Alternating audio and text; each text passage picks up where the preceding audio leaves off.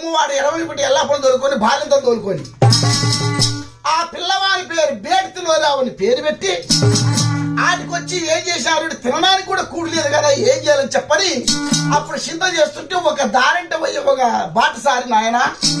ఈ ఊర్లో గొల్ల పుల్లమ్మ అని ఒక ఆయన ఉంది. ఆ గొల్ల పుల్లమ్మకు మాత్రము పాతరలో 12 కుప్పల ధనం ఉంది, మూల ఇంట్లో 3 కుప్పల ధనం ఉంది, నట్టింట్లో 4 కుప్పల ధనం ఉంది. ఆ ఎమ్మను వేడగండి మీకు ఇస్తారని చెప్పలేక అప్పుడు ముగ్గురు రమ్ములు చెండెబలం చేత పట్టుకొని ఆ గొల్లవతా పోయి ఏమన్నారయ్యా అవ్వా అచ్చమ్మ దొండమా ఓ గొల్ల పుల్లమ్మ దండమా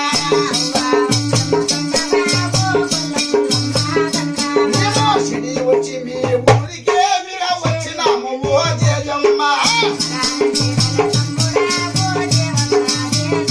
మాకు ఒక్క రోజుకి అమ్మవా మాకు అన్నాము దానమియ్యావా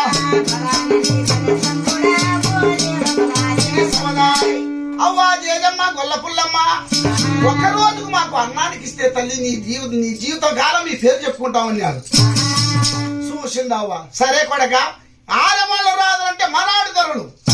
కత్తి మీద సావుకాళ్ళు వాళ్ళ చేతిలో కత్తిని ఎంత మంది నడుపుతారు అటువంటి వారు నన్ను దేహం వచ్చారు చెప్పని ఆయన ఆ కంటకం తీసి దాని కింద తీసుకోకూడక ఎంత కావాలో ఎక్కువ వద్దావా 25 షేర్లు మాకన్నారు. అప్పుడు ఆ 25 షేర్లు భత్తం కూర్చుకొని పోయి ఆ పూట భార్యకు ఆ కొమ్ము వాళ్ళకు ఎల్లా కోళ్ళకి ఇచ్చి రే ఆట మార్గం మీద అప్పుడు నీసు లేదు ముద్దతని చెప్పని అప్పుడు ఆ ముగ్గురు అన్నములు మాత్రం ఏ ప్రకారం పెట్టారా